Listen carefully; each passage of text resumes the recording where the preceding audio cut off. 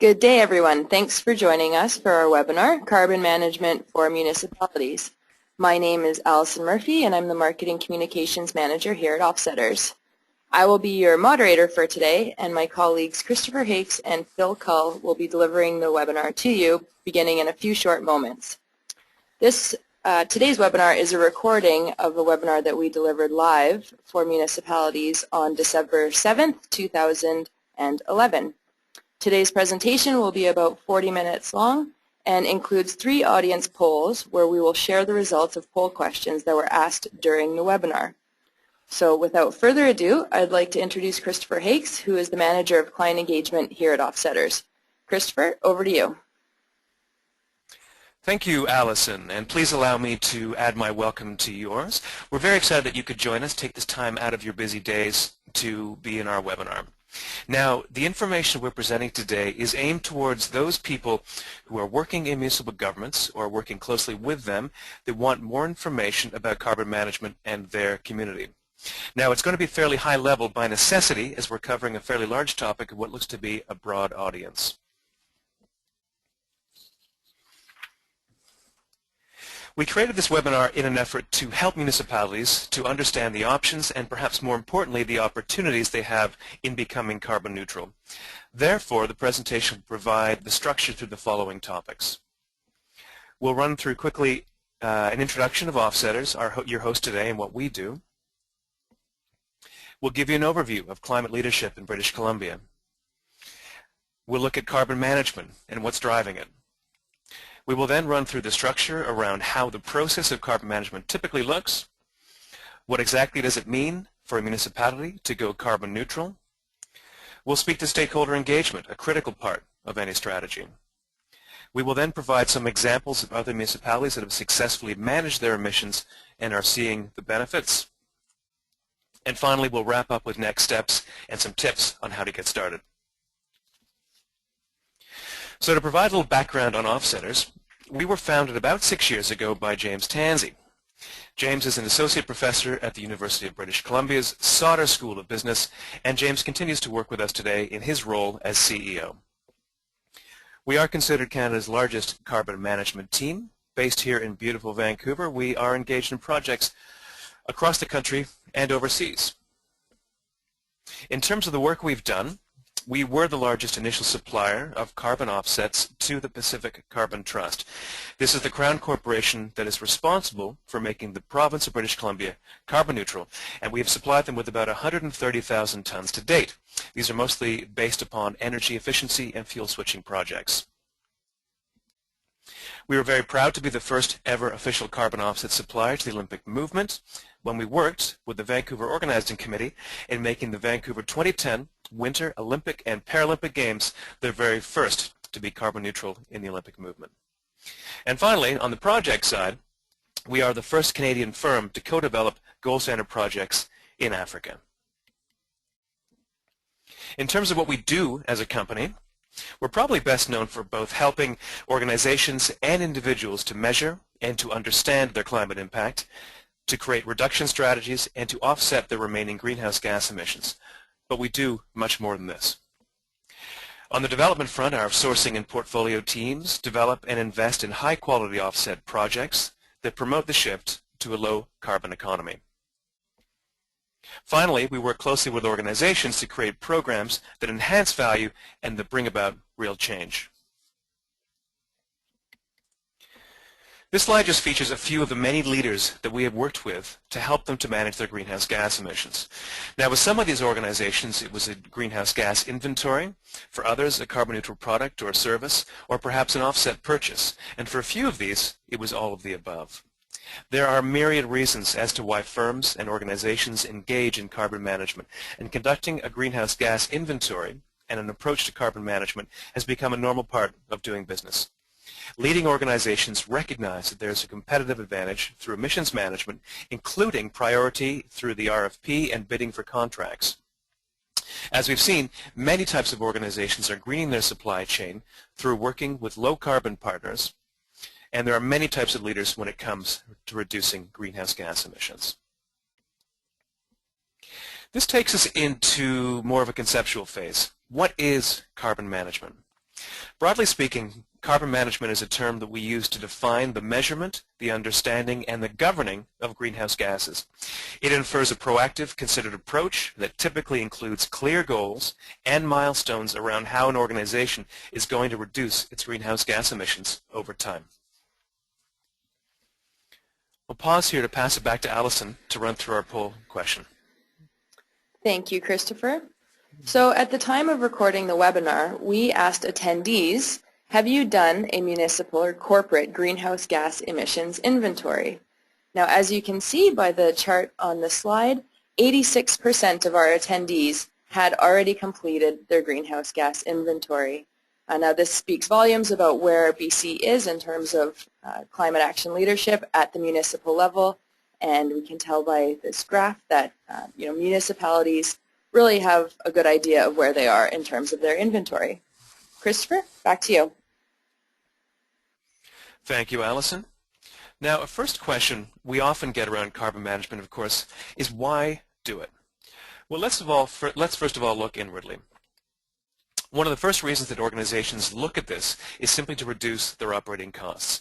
Every one of us, unfortunately, falls under some kind of budget constraint or another, and an emissions inventory can help organizations to reduce costs. As an example, a 2% increase in upfront costs for an energy-efficient building will, on average, result in life cycle savings of 20% of total construction costs. That is more than 10 times the original investment. Like in any organization, what gets measured gets managed, and reducing emissions equals reduced energy usage, which equals reduced costs. Additionally, carbon management becomes a powerful rallying point for an organization. A framework around sustainability can help to make an organization more engaging to both existing staff and more attractive to those potential employees. It's not only senior leadership of top firms that recognize the importance of carbon management. More and more it's becoming clear that organizations with sustainability built into their DNA are attracting some of the best and brightest talent. Finally, you must take a longer-term look at the trends to understand liabilities. BC has lost approximately 50% of its snowpack in the last century. Now, although total precipitation has increased by 20%, both extreme precipitation events as well as droughts are more intense and more frequent. Therefore, overall weather patterns are increasingly erratic and could have dramatic impacts on your infrastructure planning. Fuel and electricity costs are rising, with continued volatility in all energy sectors are to be expected. Therefore, improving efficiency and diversifying energy feedstocks can reduce exposure to price increases and volatility. If new sources are renewable, they can also reduce emissions at the same time. There are, of course, broader reasons for taking action. As you are most likely aware, internationally there is quite a bit of action on the GHG regulation front. The European Trading Scheme continues to be the world's largest cap-and-trade program, with Australia having passed their own carbon tax, while China prepares to launch its own program shortly. On the North American front, however, there's been dithering and delay, as we've seen in Durban, and the federal government is doing nothing to move this agenda forward. And within Canada's borders, the carbon regime is still pockmarked by significant differences between each province. However, despite the dismal federal record, Canadian businesses, communities, and individuals are taking the lead and recognizing the myriad opportunities presented by effective carbon management. More than 50% of the world's 7 billion people now live in cities, so leadership from urban centers and regions are taking action, such as under the C40 initiative. This gives us cause for optimism. The C40 is a group of cities working together to reduce emissions and to adapt to climate change. Cities and towns are where we are seeing the most movement. Municipalities have the opportunity to lead their citizens by example and can provide strong leadership while simultaneously reducing their own risks. And British Columbians are largely supportive of the province's attempts to curb emissions. Indeed, in Canada, organizations are recognizing the many risks inherent to polluting fuels. And Canadians as a whole believe that our CO2 emissions should absolutely be limited. And to us, the most compelling reason of all, the world's climate is changing due to the combustion of fossil fuels, and each of us has both a responsibility and an opportunity to make a difference. In the absence of large-scale international commitments, it has become increasingly important for smaller jurisdictions to take action. You know, British Columbia has proven itself to be a leader on the climate change front, and has shown how, in just a few years, a region can leap to the front of the climate policy pack. Beginning in 2008, the province implemented a wide range of policies to create a revenue-neutral carbon tax, committed to carbon-neutral government operations and regulations that tackle emissions from vehicles, buildings, and landfill gas sites.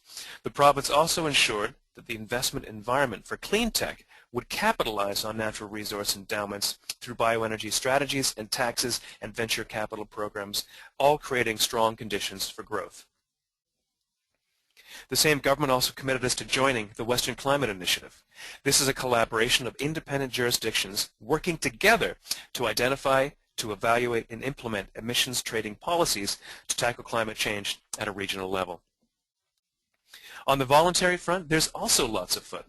From the Climate Action Charter to the actions of individual municipalities and their commitments to carbon neutrality by 2012, we are seeing a lot of action, thanks in large part to the province, the UBCM, and of course, the private sector.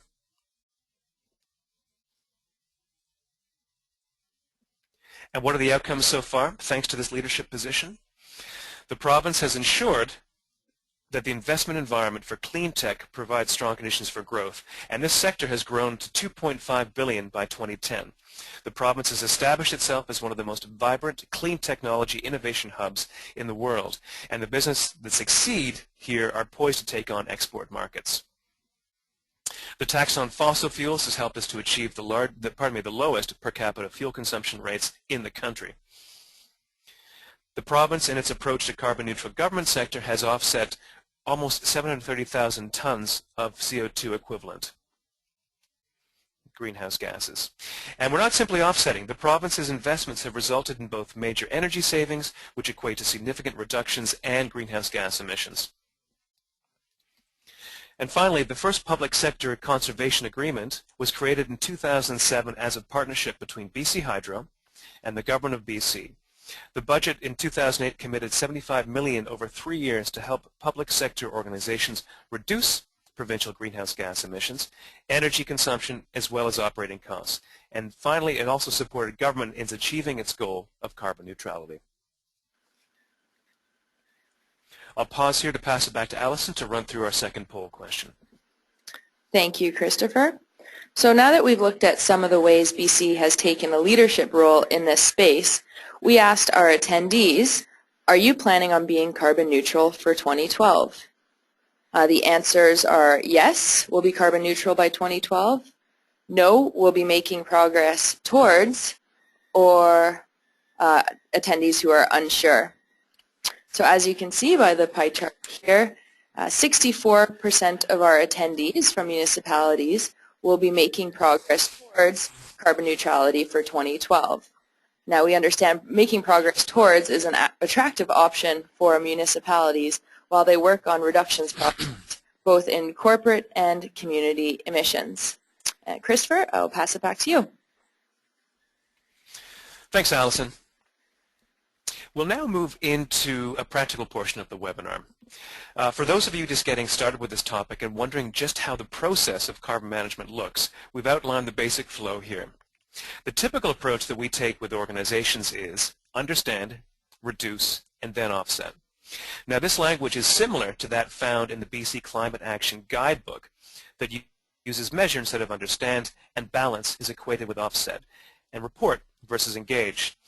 But just so that those of you who understand who are working with municipalities, we're talking about the same things. So in terms of where to begin measuring your emissions, to start down this path of carbon management, this is clearly laid out for local governments in a workbook available at your toolkit.bc.ca. These measurements are focused around traditional government services and recognizes those capacity issues inherent to these bodies. Therefore, services measured are those most common to all communities and include those that are outlined here.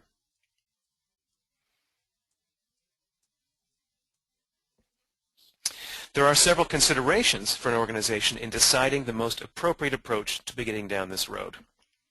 The size of your community will certainly be important in terms of the complexity and the volume of necessary data. You'll have to consider your resources, of course, and understand that while gathering and tracking data isn't necessarily highly technical, it can be resource intensive at the beginning of the process. So based on these factors, you will decide on whether you'll better to work with an external expert or to develop your own resources within your community. Now there are, of course, a host of different resources available to help you. While many organizations are comfortable capturing data in Excel worksheets, there are a number of online tools that can help to measure and track your emissions. The SMART tool is the Green Community Committee's recommended web-based emissions inventory and reporting tool, and there are subsidies available for this tool, so please do check on their website to understand this. There are other online carbon measurement software solutions available through various private organizations.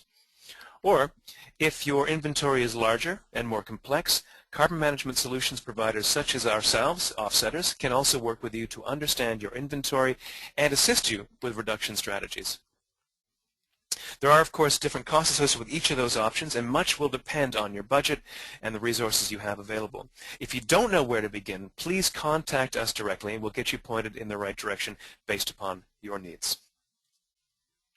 Now, the second step, once you have an understanding of your emissions, so you can begin to build a strategy around how you can make reductions take place so you use less energy. This is where governments can begin to identify dollar savings to really reduce their costs. So critical to any carbon management plan is the involvement and commitment from staff. These people are on the front lines every day and must absolutely understand the mission and feel like they're a part of it. Develop targets and milestones. Like anything in business, you cannot, of course, expect to make progress in the absence of a clear plan, and this is equally true when it comes to your emissions. You have to set a baseline and identify low-hanging fruit. This is typically born of your first greenhouse gas inventory and will provide a benchmark against which you can begin to measure your progress and savings year over year. You'll see this identify low-hanging fruit several times because there are some key areas that you can begin to focus on. We'll talk about that a bit later. Now, no one's going to expect an organization to reduce their emissions to zero with our current energy infrastructure. Instead, you must come up with bold yet realistic targets on how you can reduce those emissions and how you're going to do it.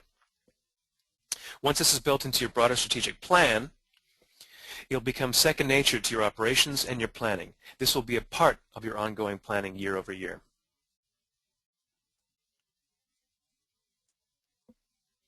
This slide is intended to provide you with a visual representation of carbon management. Again, critical steps in carbon management include the understand or measure your emissions. They include reduce, and offset, and or balance. Also, carbon neutral best practices includes reporting publicly on emissions and offset purchases. Once you've taken all these steps, you have effectively neutralized your emissions for that year. Under the Climate Action Charter, signatory municipalities have three options. I repeat, three options around neutralizing their emissions. These are clearly outlined in the workbook, so I won't go into too much detail here. Again, I refer you to the website and the workbook. The first option, however, is to create projects in your community that reduce greenhouse gas emissions, and this will count against your corporate emissions.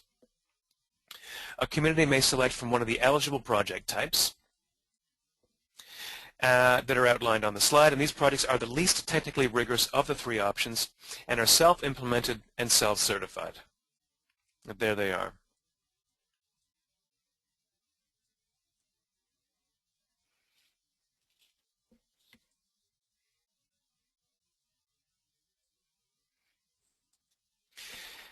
A second option is available to support community greenhouse gas reduction projects other than those outlined in option 1. While offering a broader scope of projects and therefore allowing communities more flexibility, these must meet very specific project eligibility requirements. Local governments are responsible for the costs associated with development, implementation, and verification. So that is something certainly to bear in mind when examining these types of projects. Now, the pros around this is that This offers governments the choice to invest in local emissions projects, keeping the economic spin-offs in that community. It reduces the number of offsets the local government would need to purchase to be carbon neutral, and local governments can be confident these projects will lead to credible emissions reductions in their communities. Now, the challenges are the ones that are outlined on the screen. Option 2 will likely be the most expensive of the 3 options because of these verifications involved. And also, local staff will be required to gather necessary data, and to complete project profiles, it will be necessary to hire a professional to validate this option.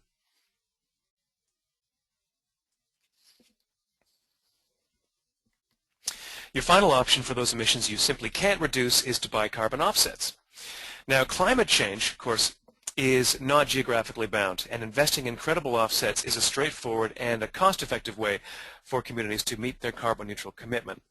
There is flexibility under the Climate Action Charter around offsets, and you can buy high-quality offsets from private firms like ourselves at Offsetters at around $20 per ton, or you can buy the same or similar projects from the Pacific Carbon Trust at $25 per ton. When sourcing carbon offsets, some of the suggested project standards outlined in the guidebook and with which you should be familiar are BC Emissions Offset Regulation, our own British Columbia standard, the Gold Standard, Verified Carbon Standard, and the Climate Action Reserve. You'll become familiar with these as you start getting into more work around greenhouse gas emissions. Now, the advantages of this option 3, the purchasing of offsets, is one, simplicity. So it takes the work out of your hands and enables you to make investments in emissions reductions in a highly efficient manner. And secondly, it's relatively inexpensive. It's likely the cheapest way for small communities to be carbon neutral. To summarize some of the benefits of becoming carbon neutral and offsetting the balance of your emissions, it demonstrates the responsibility that your organization is proactively managing your emissions. You can achieve carbon neutral reductions targets in a cost-effective way. If efficiencies in your business come at a cost of more than $20 per ton, then offsets make a great deal of sense. It can help you meet some of the best practices in the industry, stand up to the scrutiny of a growing number of firms that are looking carefully at their supply chain. It also helps you to tell your own story effectively by offsetting with projects that echo your own organization's culture and mission. The narrative you create around carbon management can be very powerful. And now a brief note, you see the slide in front of you. It's speaking to what you're looking for, or what ought to look for, in a carbon offset. It's probably one of the most misunderstood terms we have, when it's simply an innovative financial mechanism that enables measurable carbon reduction projects to take place. A carbon offset represents 1 ton of emissions reductions. So how do you judge an offset? You seek out high-quality offset projects. And how do you define high quality? Well, we're going to outline that right here. The highest quality offset projects meet these critical criteria, which you see real. It means the project actually performs as outlined in the project plan. They are additional. Now, this is a key attribute of carbon offset projects and outlines how this reduction simply would not have taken place in the absence of carbon offset funding. They are permanent. There is no chance for reversal of the emissions reductions. And finally, they are socially beneficial. The best projects not only meet the key carbon metrics, but go beyond to additionally benefiting people in that project location in other ways that benefit their lives, such as employment, health, etc. Finally, these projects are certified to a recognized standard, such as the Verified Carbon Standard or the others that we've outlined earlier. Carbon offsetting is typically an annual affair. As I've said, it's an ongoing piece, and you'll see it in your business plans. To run through it quickly here, you've calculated your unavoidable emissions, such as travel, and these are expressed in tons of emissions. You invest in high-quality offsets that align with your company's mission and its goals. That investment transfers to bring about emissions reductions in another location. And these emissions reductions, known as carbon offsets, are permanent emissions reductions that have taken place due to a given project. These tons of reductions are then a commodity and are sold only once and are then retired permanently on behalf of an individual or an organization. And this is best illustrated through some examples. We're going to move along here to offset projects. And I'll pass it back to Alison here for just a moment. Thank you, Christopher. So for this portion of our webinar, I'd like to introduce Phil Cull, who is the Director of Sourcing here at Offsetters. Phil oversees offset project development and is going to tell you a little bit more about what we've done on the project development side of our organization, as well as a bit about offset projects that are in the pipeline. And Phil, I will pass it over to you. Thanks very much, Chris and Alison, and everyone who's listening. I want to run through some of the projects that we've developed, some of the projects that are in our pipeline, and then briefly touch on some of the services that we can offer to municipalities. This is going to be at a very high level, so please feel free to contact us with any questions that you have. Offsetters has developed a number of high-quality projects. The first I'd like to talk about is tracking efficiency projects. We've been working on a project with the Carbon Offset Aggregation Cooperative of British Columbia and the Central Interior Logging Association.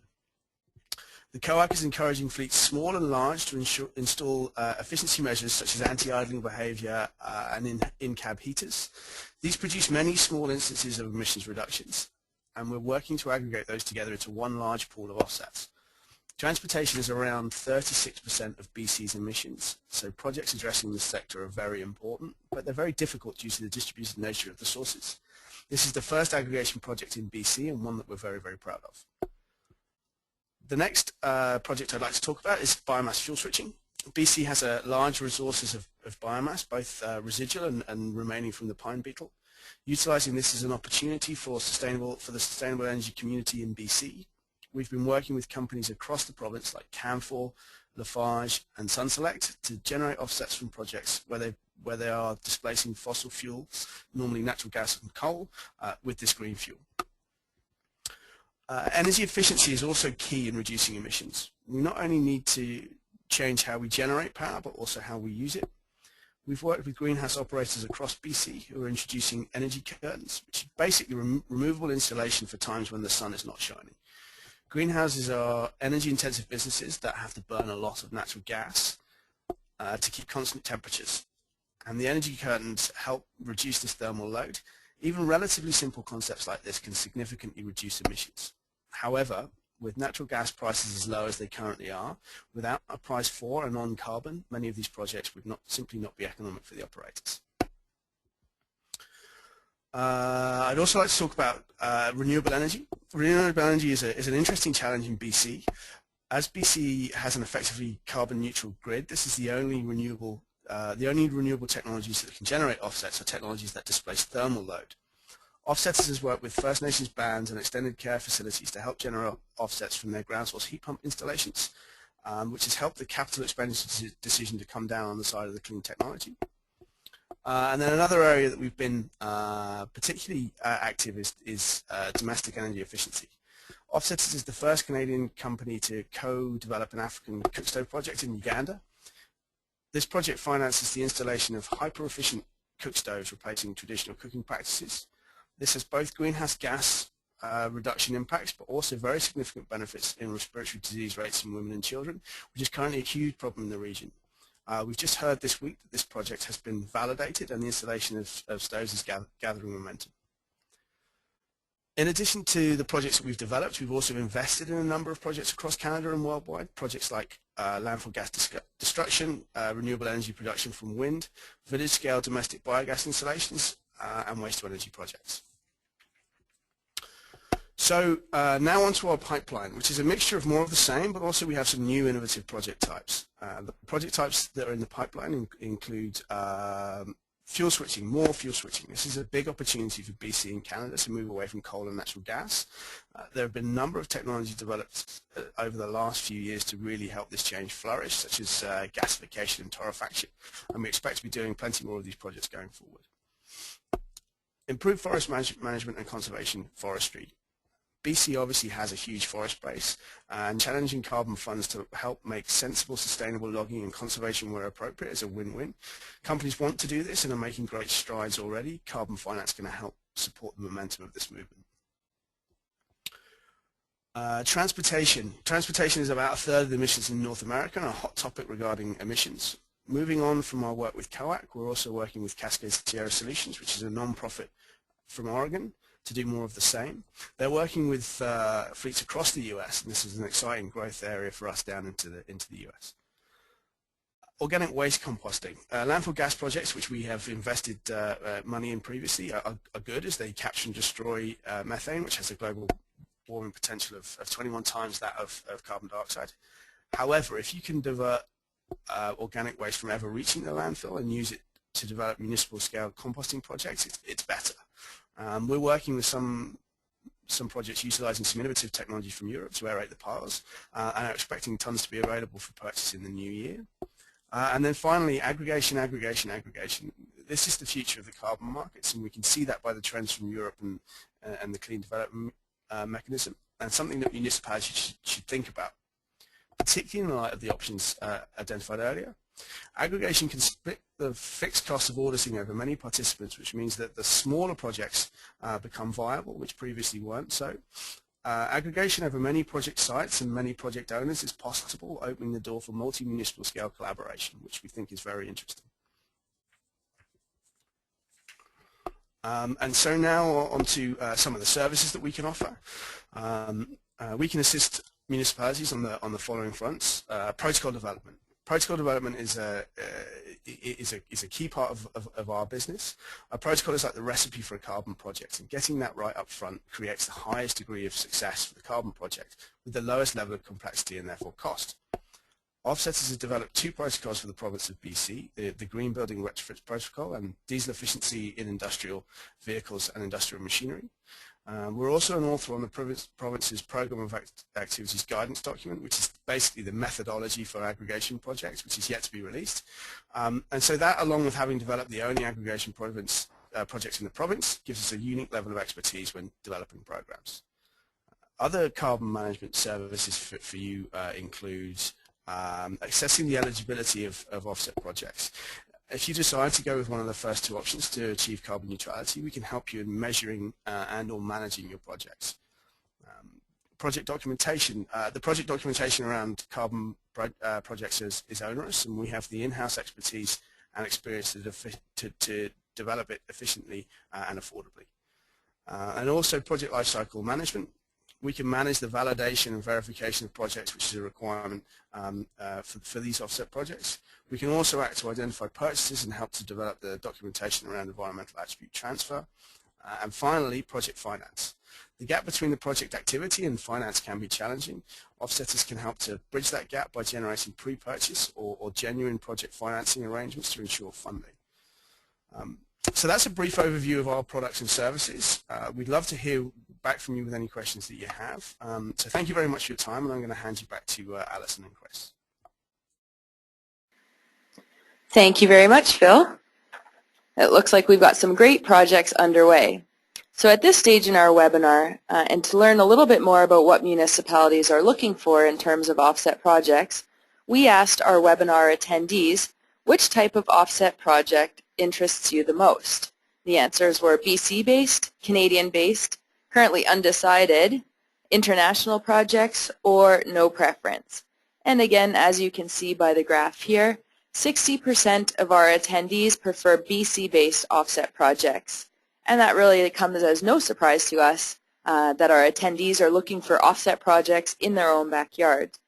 So there are many exciting projects happening in BC, and we're definitely looking forward to bringing these online and sharing some of those available credits with you. And now I'm going to pass things back to Christopher, who is going to talk to you about engaging stakeholders. Christopher, over to you.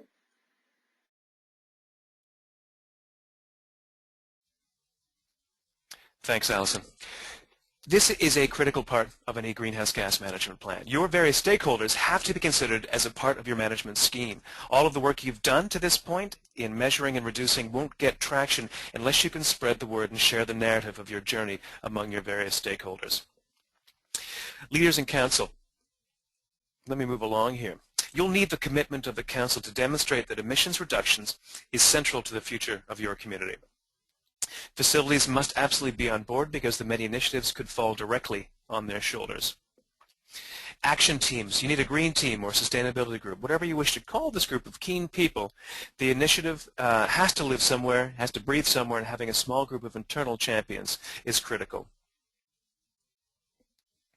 Your staff are your champions to engage them in the process of measurement, reductions, and target setting.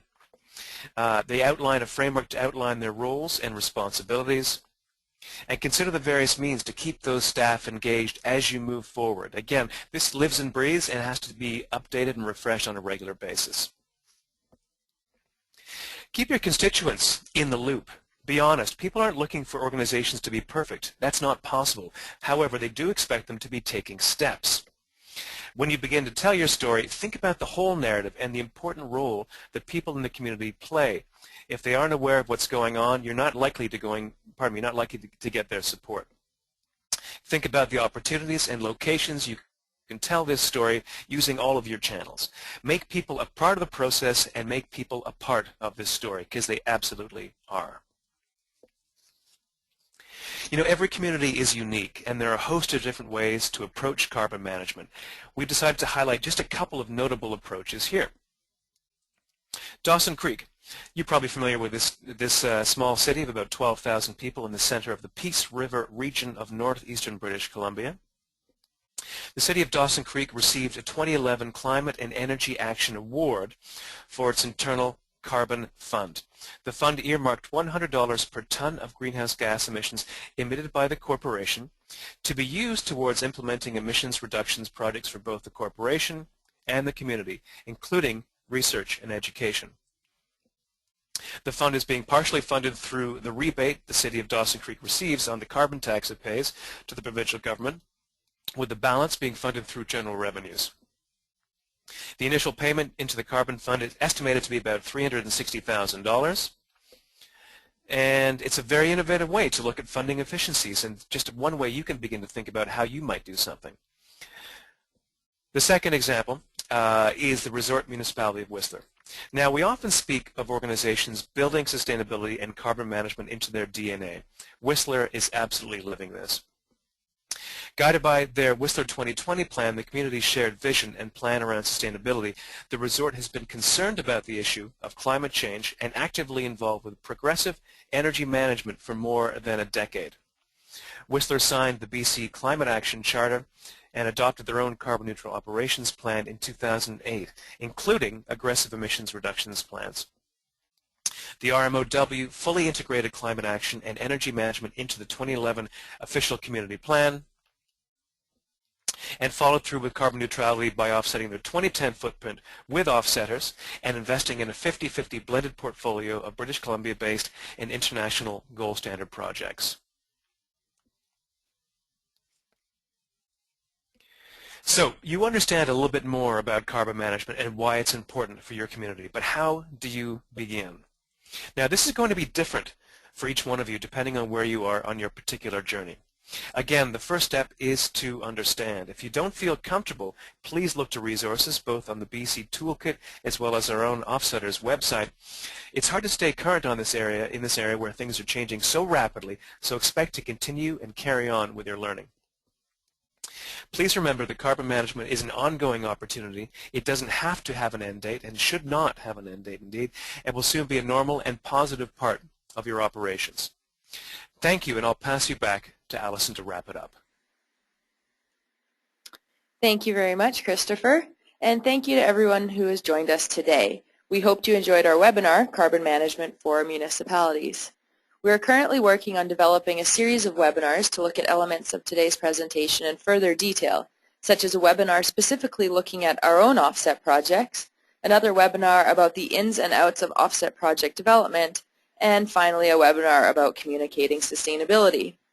If you would like to contact us with any questions or to inquire about how we can help your municipality, please contact us at the email addresses or phone numbers that you see listed here. And I'd like to thank you all again for joining us today. Have a great day.